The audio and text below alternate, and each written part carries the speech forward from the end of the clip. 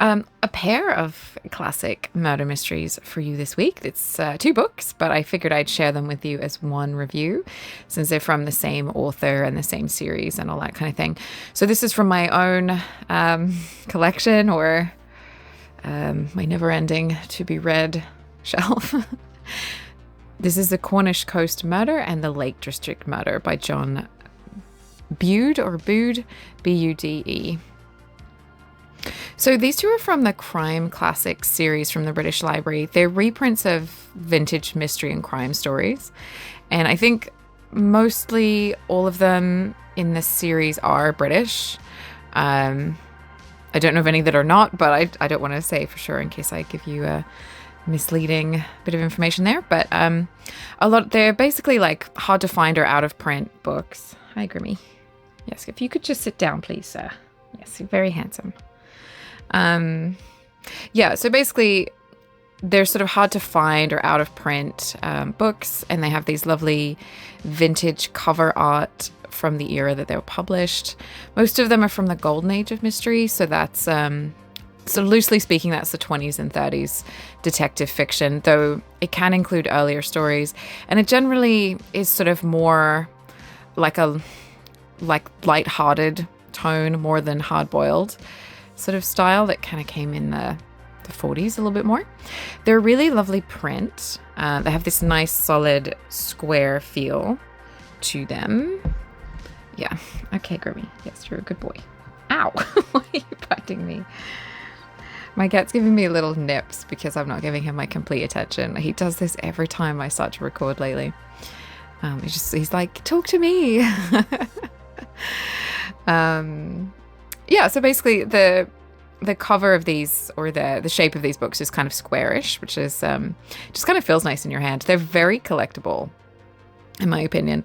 So when I was just looking up, fact checking that I knew what the series was about and all that kind of stuff, when I was on their site, I noticed that the British Library has a service where you can subscribe and get these books sent to you as they are released. It's I'm pretty sure they do this worldwide, but I'm pretty sure if you're in the UK, the postage is free. So, it's probably more for people in the UK than anything. But yeah, it's not an ad. Obviously, they're not sponsoring this, but I just thought that was such a nice idea. Like just having a cozy mystery sent to you every couple of months. I thought that was really fun.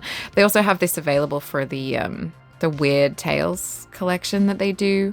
So, I think that would just be a fun gift for someone or something like that, or a gift for yourself. So there's over 100 in the series already, and I wanted to get my hands on some of them when I could. They're not impossible to find here in Canada, but they're not like super easy to find either. I think Indigo has some of them here. I found them at a reasonable price in used bookstores, and AbeBooks often has them at a reasonable price too. So I think they're just a lovely sort of literary thing. So I thought I'd share these two with you. These are the first two books by John Bude, both of which came out in 1935. John Bude is the pen name of Ernest Elmore, who was born in 1901 in Kent in the UK. He studied at the Mill Hill School, which is one of the well-known boarding schools in the UK. Various distinguished alumni founded in the early 1800s, one of those. He went on to work in education, and from there was drawn into the drama department, which led him to later becoming a stage manager with the Lena Ashwell Players. He toured. My accent does not like that word. He touring with them and writing in dressing rooms in his spare time. So from there, he later left to write full time. He wrote plays for his local dramatic society in Maidstone, and sadly, he died quite young in 1957. So overall, he wrote 30 crime books in his lifetime. He wrote some sort of lighter, humorous fantasy books under his own name, and he was a founding member of the Crime Writers Association, which is a pretty big deal. So his books were generally released in hardback in this era, or books in general were, like, paperbacks were very new at this point. So, and there were a lot more publishing houses. Like now we sort of have the big main ones, and often smaller imprints are owned by them. But back in the day, there were a lot more smaller publishers, and those publishers often sold directly to libraries and things like that, and was almost always hardback. So yeah, I mean, the Cornish Coast Murder has a introduction that kind of talks about it a little bit. But yeah, the smaller print runs sold directly to libraries. So a lot of books were not released in this kind of accessible paperback format. So as John Bude's popularity grew, his early work is like super hard to find and highly collectible. So I think this is probably true of like quite a few works in this series, but it's a really great way to be able to get your hands on books like this that have, just been, really hard to get, or hard to find. That's kind of the point, right? So the covers of these books, these two have images taken from vintage travel advertisement, like posters, which are so beautiful. They're so bright and they kind of glow with a summery sunshine to them. They have this soft sort of sfumato nostalgic look to them, which I approve of. This choice reflects the titles of these books, which have place names in them: Lake District, Cornish Coast. This was sometimes a theme with this author, who set these two in locations that were of interest as sort of holiday destinations. A few of his books have like a location in the title like this. So then in these books, rather than focusing on the touristy sort of things of these places, and making the books kind of belabor their location or be like a travelogue, he sets them in the lives and livelihoods of the inhabitants of places like this.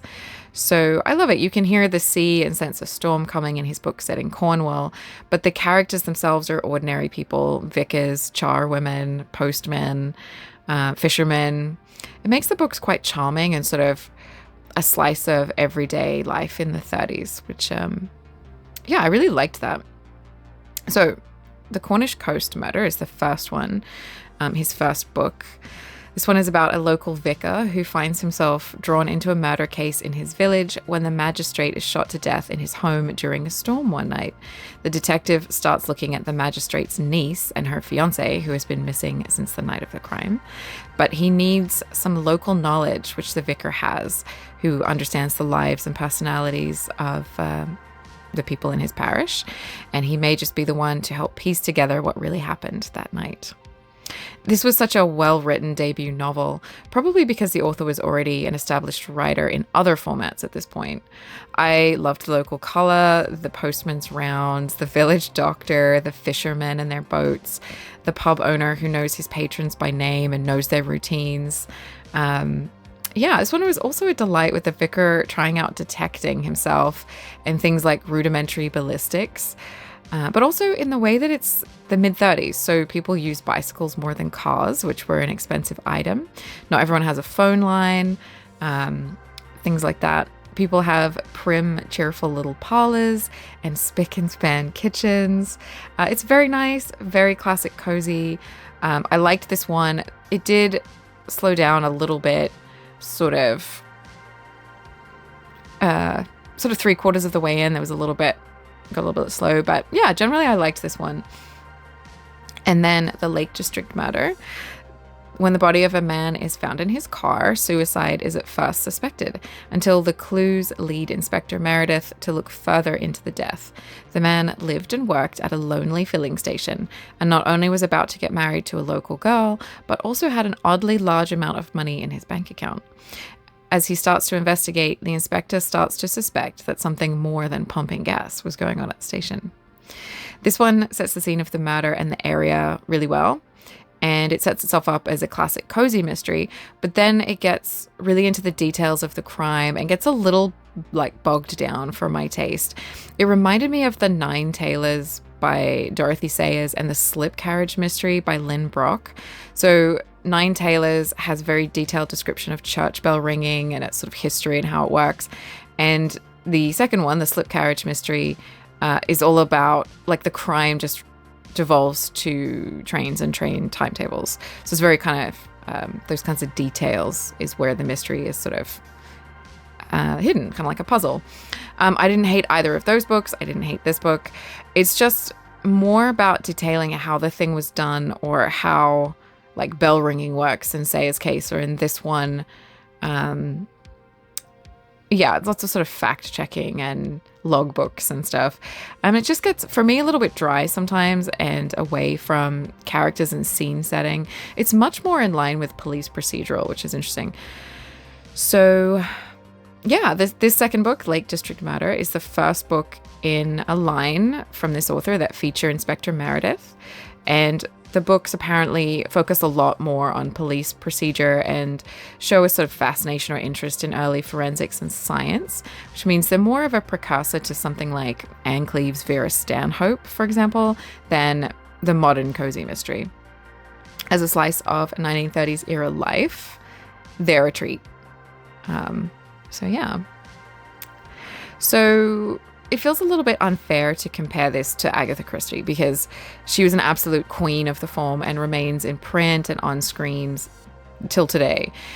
But I think in a way it's useful in that if you like Agatha Christie and are looking for more from that era, by that I mean like her early work in the 30s and stuff, this could be an author to check out or add to your, reading list.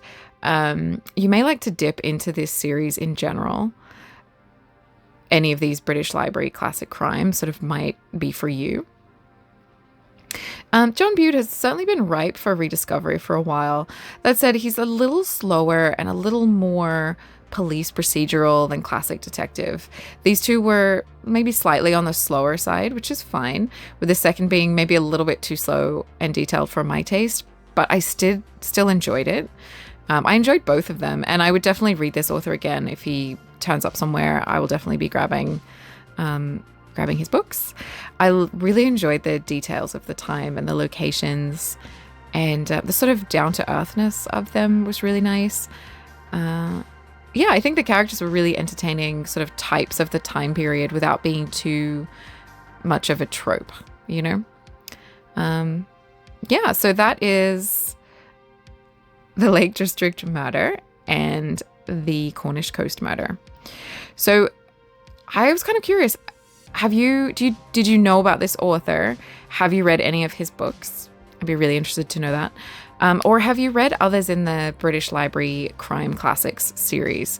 Because if you have any you want to recommend, or even if you want to tell me, like, don't bother reading this one, it's really dry. Let me know in the comments, because I always love to hear. I love hearing from you guys, actually. So, and thank you for joining me today. You can check out some of my other videos. I also have another channel and socials, so you can find links below if you want more of that. And if you want to hang out again, remember to like and subscribe.